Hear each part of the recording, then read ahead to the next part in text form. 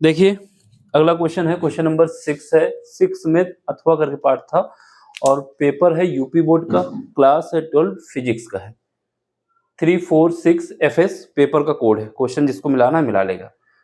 इसमें क्या है, हमारे पास निरपेक्ष ताप T पर किसी कण की ऊर्जा, जो ऊर्जा है वो बताया गया है क्या है, KT है, ये हमको बता दिया गया है। ठीक है, इसके बाद यहाँ पर जो K है, K के विषय में बताया जा रहा है, ये बोल्ट्जमैन कांस्टेंट है, नियतांक है, इसकी वैल्यू फिक्स होती है, पेपर में लिखी होती है ना। अगर पेपर में नहीं लिखी होती तब भी हमको इसकी वैल्यू याद होनी चाहिए।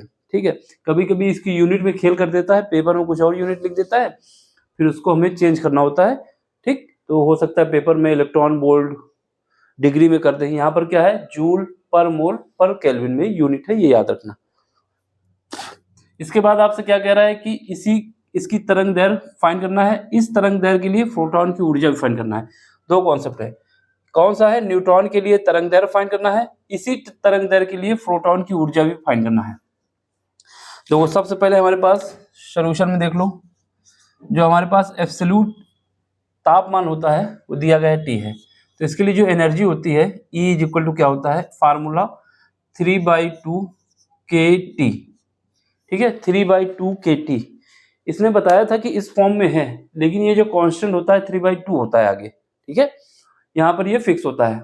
ये जो एनर्जी होती है, ये एनर्जी हमारे किसके रूप में होती है, काइनेटिक एनर्जी के रूप में। किसके रूप में होती है, यहाँ पर E की जगह हम क्या लिख सकते हैं, हाफ mv स्क्वायर। ठीक है, तो ये हमें कॉन्सेप्ट यूज होना है, ये फार्मूला लगना है, यानी जो एनर्जी हमारे पास है वो 3/2 kT, यहाँ पर के हमारा कांस्टेंट है, और इसके बाद हाफ mv स्क्वायर। ठीक, अब सुनो, यहाँ पे क्या करेंगे, इसको हम एडजस्ट करेंगे और v की वैल्यू निकाल लेंगे। तो यहाँ से क्या आएगा, इसको हम इस तरफ ले आते हैं तो ये हो जाएगा हमारे पास v स्क्वायर। ठीक है, पहले तो 1/2 से 1/2 काट देंगे, तो यहाँ से क्या बचेगा, v स्क्वायर बचेगा, और ये ऊपर क्या है 3kT, और नीचे क्या आ जाएगा, ये वाला m से डिवाइड कर देंगे तो m आ जाएगा। अब हमें क्या करना है, यहाँ से v की वैल्यू निकाल लेना है, तो v इज इक्वल टू क्या आ जाएगा, अंडर रूट के अंदर 3kT और डिवाइड हो जाएगा m से। अब हम इसकी दोनों तरफ m से मल्टीप्लाई भी कर देते हैं, तो यहाँ से क्या आएगा, mv आ जाएगा। ठीक है, इज इक्वल टू, यहाँ पर v वेलोसिटी है, हमने क्या किया है, m को मल्टीप्लाई किया है, तो ये m जब अंडर रूट के अंदर जाएगा तो m स्क्वायर कर देगा, तो 3kT और m स्क्वायर आ जाएगा। नीचे एक m पहले ही से मौजूद है, ये वाला m इसको काट देगा, तो यहाँ से हमारे पास एक फार्मूला बन जाएगा कि अगर mv कहीं पर है तो हम इसकी जगह क्या लिख सकते हैं, अंडर रूट के अंदर 3kTm। ठीक है, 3kTm। यहाँ पर जो टेम्परेचर दिया गया है T, वो कितना है, 27 डिग्री सेंटीग्रेड है, जो कि हमें डिग्री में दिया है। तो हमें सबसे पहले टेम्परेचर जो T है, T को क्या करना होगा, 27 डिग्री सेंटीग्रेड है, इसको हमें केल्विन में बदलना होगा।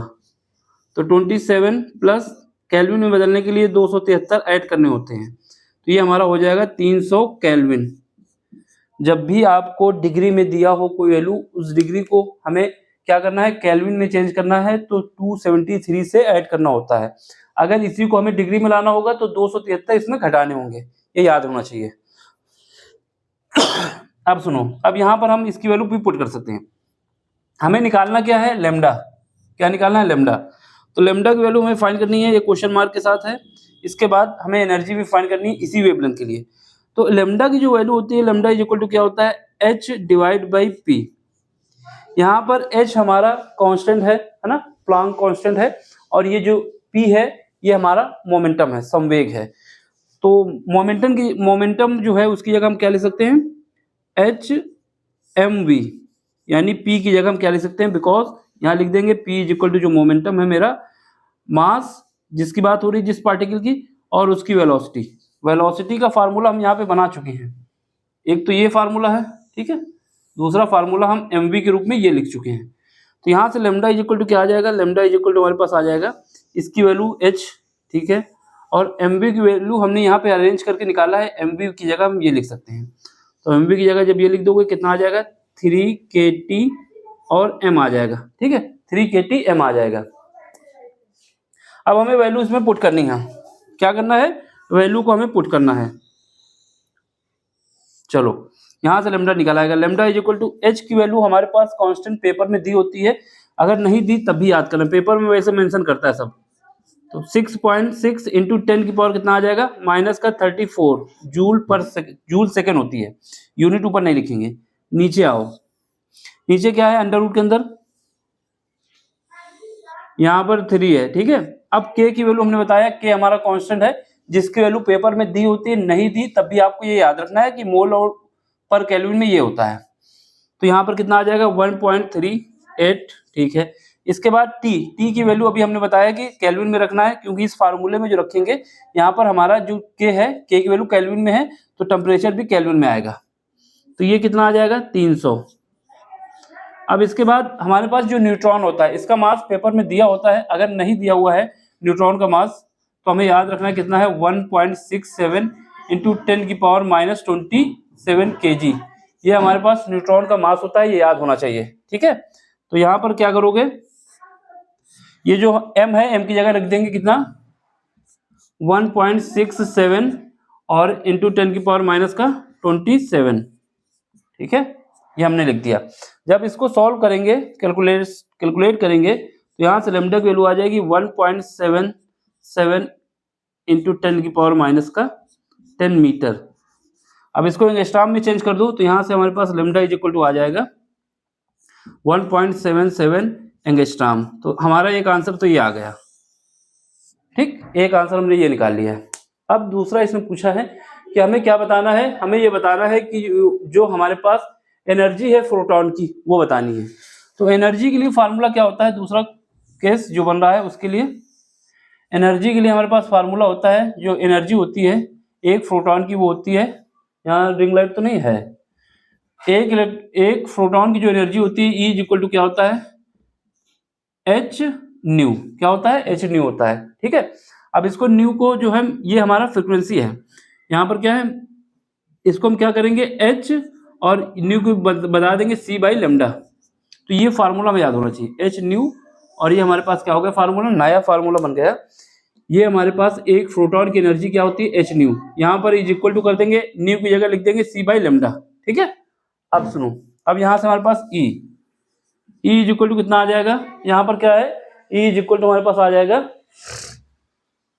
इसकी वैल्यू हमें पता होती है 6.67, सॉरी 6.67 भी कह सकते हो, 6.6 ही रखते हैं, 10 की पावर माइनस 34।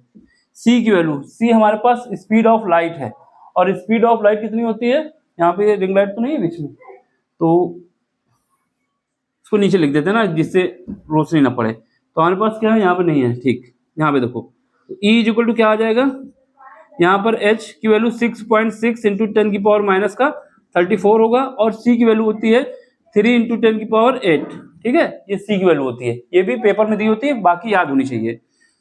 लेमडा अभी हमने निकाला है, कितना निकला है, ये निकला है 1.77 इंटू 10 की पावर माइनस का 10 मीटर आ गया है, ठीक है। जब इसको सॉल्व करेंगे तो हमारे पास ई की वैल्यू कितनी आ जाएगी 11.18 कुछ करके आएगी, कितनी आएगी 11. ये एनर्जी जो आएगी 11.186 इंटू 10 की पावर माइनस का 16 जूल। तो ये हमारा फाइनल आंसर है। अब इस जूल को आप अगर इलेक्ट्रॉन वोल्ट में बदलना चाहते हैं तो 1.67 से डिवाइड कर देना है, और 1.67 इंटू 10 की पावर माइनस का 19 से, बाकी ये भी आंसर आपका सही है। तो ये एक आंसर है, ठीक। दूसरा आंसर हमारे पहला आंसर ये था और दूसरा आंसर वो था, यही दोनों हमसे पूछा गया था। देख लो, समझ लो, कहीं पर भी कोई दिक्कत हो तो पूछ सकते हैं आप हमसे। बस यहाँ पे ये याद होना चाहिए, ये वाली जो एनर्जी का फार्मूला है, ये फार्मूला हमें याद होना चाहिए। काइनेटिक एनर्जी तो सबको पता होती है, लेकिन 3/2 kT, ठीक। इसको हमने काट दिया यहाँ पर ऐसे, क्योंकि ये दो कट के बस हम जो v की वैल्यू निकालना चाहते थे उस वजह से अरेंज किया है। फिर उसके बाद क्या था, जब वेलोसिटी निकल आएगी तो हमें, क्योंकि हमें ये पता है जो हमारा कांस्टेंट होता है लेमडा होता है वो h/p के रूप में होता है। p हमारा मोमेंटम है, तो मोमेंटम क्या होता है mv, तो इस वजह से हमने यहाँ पर mv की वैल्यू निकाली थी। उसको पुट करोगे, सॉल्व करोगे, आंसर आ जाएगा। अब आपको समझ में आया तो क्या करना है, लाइक करना है, शेयर करना है, सब्सक्राइब करना है और अपना सपोर्ट देना है हमको, जो इस काम को हम कर रहे हैं इसको आगे कंटिन्यू करते रहें। यही आपका सपोर्ट है जो हमें इस काम को करने के लिए मोटिवेट करता है। बाकी मेरे फेस के एक्सप्रेशन पे ये मत सोचो मैं गुस्से में पढ़ाता हूँ, किसी का चेहरा कैसा है ये उसी की बनावट पे डिपेंड करता है ना।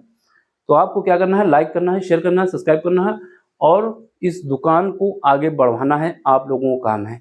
नहीं समझ में आता तो आप हमसे पूछिए, कैसा भी क्वेश्चन हो, कहीं का भी क्वेश्चन हो, हम आपको समझाएंगे और अच्छे से समझाएंगे जैसा अभी समझाया है। तो आप देख लें, कोई दिक्कत हो तो पूछ भी सकते हैं। ठीक, चलो मिलते हैं अगले लेक्चर में। Thank you for watching.